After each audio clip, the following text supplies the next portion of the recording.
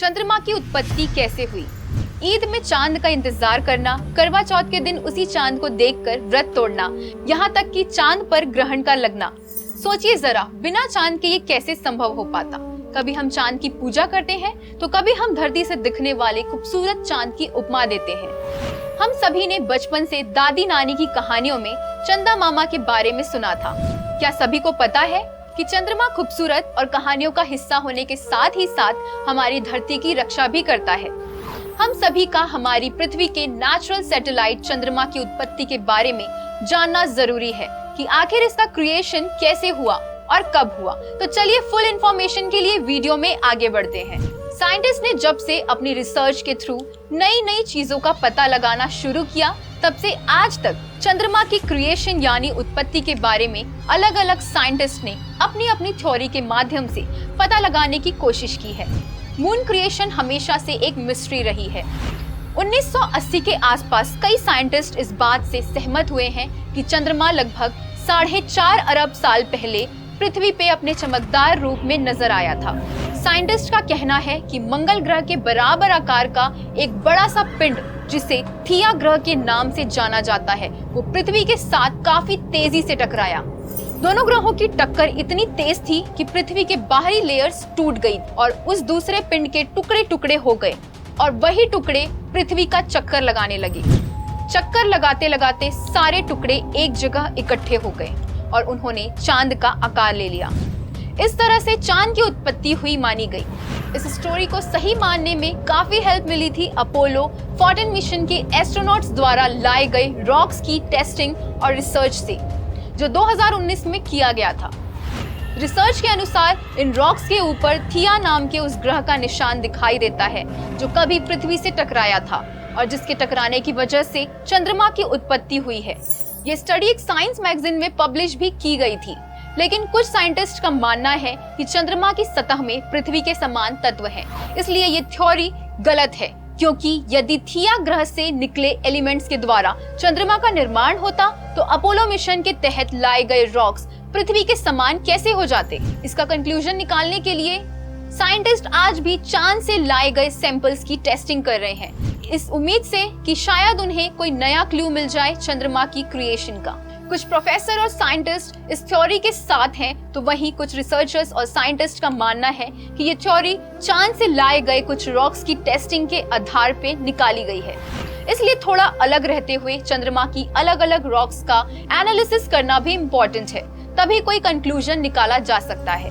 आप सब हैरान मत होइए, ये सच है कि फ्यूचर में कई सारी ऐसी थ्योरीज हमारे सामने आने वाली हैं जो हमारे लिए बिल्कुल चौंका देने वाली हो सकती है। इतना ही नहीं, एक और कंट्रोवर्शियल थ्योरी है प्रोफेसर रॉव डी मेजेट की। उनके अनुसार पृथ्वी की सतह के करीब 2900 किलोमीटर नीचे एक न्यूक्लियर फिजन के परिणाम स्वरूप पृथ्वी की डस्ट और क्रस्ट यूनिवर्स में हवा के साथ उड़ने लगी और इसी उड़ने वाले मलबे ने धीरे धीरे एक जगह इकट्ठा होकर चांद की उत्पत्ति की। प्रोफेसर ने कहा कि चंद्रमा और पृथ्वी की संरचना में डिफरेंस के नए कंक्लूजन के बाद भी उनके पॉइंट ऑफ व्यू से कोई चेंज नहीं हुआ।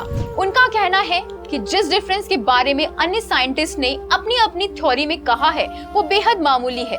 दरअसल हम में से किसी को भी सही नहीं मालूम कि चांद का निर्माण कैसे हुआ, इसलिए हमें चाहिए कि हम जाएं और उसकी सतह की डीपेस्ट एरिया की रॉक्स को खोज निकालें, जो शायद आज भी यूनिवर्स में आने वाली आंधियों और सेलेस्टियल इफेक्ट यानी खगोलीय प्रभावों से कंटामिनेटेड नहीं हुई है। ऐसा करने के बाद शायद हमें एक नई थ्योरी मिलेगी चंद्रमा के बारे में। बढ़ती टेक्नोलॉजी और नए नए फैक्ट्स के आधार पे नई और ज्यादा सटीक थ्योरीज निकलती रहेंगी, लेकिन ये आश्चर्य और गर्व की बात है कि सैकड़ों साल पहले आर्यभट्ट ने चंद्रमा के बारे में सटीक जानकारियां दी थी। बिना किसी आधुनिक टेक्नोलॉजी के होते हुए इटालियन एस्ट्रोनॉमर गैलीलियो गैलीली ने अपने टेलीस्कोप से चंद्रमा का डीप ऑब्जर्वेशन किया था। 30 नवंबर 1609 ईस्वी में जब गैलीलियो ने अपने टेलीस्कोप से चंद्रमा को देखा था तो उन्हें चंद्रमा पर दिखने वाले गड्ढों, पहाड़ों की वजह से वहां पानी होने की संभावना दिखाई दी थी। उनके साथ साथ उस समय के अन्य एस्ट्रोनॉमर्स ने भी सोचा कि पृथ्वी की तरह चंद्रमा पे भी पानी के बड़े बड़े सोर्स हैं, लेकिन ये सच नहीं था। चंद्रमा पे वाटर सोर्स नहीं पाए गए। इतना ही नहीं, चंद्रमा पृथ्वी से बहुत छोटा ग्रह है। इसका डायमीटर लगभग 3476 किलोमीटर है, जो पृथ्वी का लगभग 1/4 है, और चंद्रमा का मास पृथ्वी के मास का केवल 1/81 है। इसी के साथ चंद्रमा का ग्रेविटेशनल फोर्स पृथ्वी के ग्रेविटेशनल फोर्स का केवल 1/6 है। यानी पृथ्वी पे अगर आपका वेट 60 किलो है तो चांद पे आपका वेट 10 किलो महसूस होगा। ऐसे में आप पृथ्वी की तुलना में चांद पे खुद को बेहद हल्का फील करेंगे।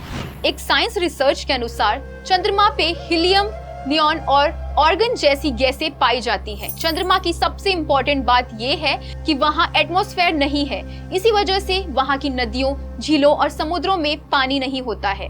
लेकिन 2008 में चंद्रयान मिशन में वहां बर्फ के रूप में पानी की खोज की गई, जिसकी पुष्टि नासा द्वारा भी की गई है। चंद्रमा हमें काफी बड़ा दिखाई देता है क्योंकि ये हमारी पृथ्वी से काफी करीब है। दरअसल पृथ्वी और चंद्रमा के बीच की दूरी लगभग 4 लाख किलोमीटर है। चंद्रमा पे पानी नहीं है, लेकिन इस पे पहाड़, घाटियां, पठार, मैदान, चट्टाने और मिट्टी ये सब है। इतना ही नहीं, चंद्रमा की सतह लाखों क्रेटरों से ढकी हुई है, जो पृथ्वी पे रेयर है। चंद्रमा का टेम्परेचर भी पृथ्वी से काफी चेंज है। वहाँ दिन का टेम्परेचर +130 डिग्री सेल्सियस और रात का टेम्परेचर -180 डिग्री सेल्सियस हो सकता है। क्या आप सबको पता है कि चंद्रमा को पृथ्वी का एक चक्कर लगाने में लगभग 27.3 दिन लगते हैं, और यही चंद्र ग्रहण और ज्वार भाटा का कारण बनता है। चंद्रमा के बारे में और भी बहुत कुछ ऐसा है जो काफी रोचक है। जैसे चंद्रमा का टोटल वेट 81 अरब टन बताया जाता है, जो पृथ्वी के टोटल वेट का महज 27% ही है। क्या आप सभी को पता है कि हम पृथ्वी से चंद्रमा का सिर्फ 60% भाग ही देख पाते हैं, क्योंकि बाकी का हिस्सा दूसरी तरफ छिप जाता है। मगर नासा ने चंद्रमा के उस हिस्से की भी पिक्चर्स लेने में कामयाबी हासिल की है, जिसे हम नहीं देख पाते। पूर्णिमा के दिन चांद अपनी 16 कलाओं के साथ निकलता है। उस टाइम वो अर्ध चंद्रमा से 9 गुना अधिक चमकदार दिखाई देता है। इसे ही हम फुल मून कहते हैं, जो ज्यादातर लोगों का फेवरेट होता है। सोलर सिस्टम के 181 सैटेलाइट में ये 5वां सबसे बड़ा सैटेलाइट है। कहते हैं पृथ्वी से दिखने पे चंद्रमा सर्कल में दिखाई देता है, लेकिन रियल में इसका शेप अंडे की तरह ओवल है। यदि चंद्रमा की सतह से पृथ्वी को देखें तो ये अपने मेन आकार से 4 गुना अधिक बड़ी दिखाई देगी। साथ ही साथ हमारी पृथ्वी पूर्णिमा के चांद की तुलना में 43 से 100 गुना अधिक चमकदार भी दिखाई देगी। यानी पृथ्वी चंद्रमा से ज्यादा खूबसूरत नजर आएगी।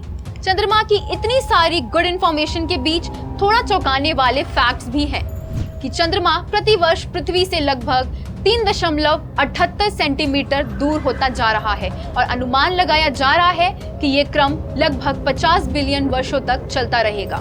दूरी बढ़ने के साथ ही ये पृथ्वी की परिक्रमा करने में लगभग 28 दिनों की बजाय 47 दिन लगाएगा।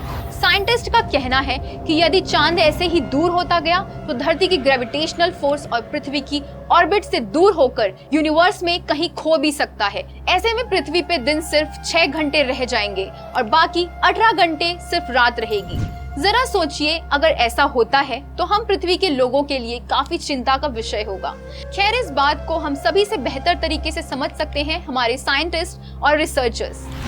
चंद्रमा की उत्पत्ति के विषय में दी गई सारी इंफॉर्मेशन इंटरनेट के माध्यम से ली गई है। इसमें कोई भी फैक्ट या इंफॉर्मेशन अपनी तरफ से जोड़ा नहीं गया है। क्या आपने भी बचपन में चंदा मामा की कहानियां सुनी है और चांद पे चरखा चलाती बूढ़ी दादी को देखा है? अगर हाँ, तो हमें कमेंट बॉक्स में जरूर बताएं। वीडियो को अपने फ्रेंड्स को भी शेयर जरूर करें। साथ ही चैनल को सब्सक्राइब करना बिल्कुल भी ना भूलें। ऐसे ही इंफॉर्मेटिव वीडियोस के लिए हमारे फेसबुक पेज को लाइक और फॉलो करें। धन्यवाद।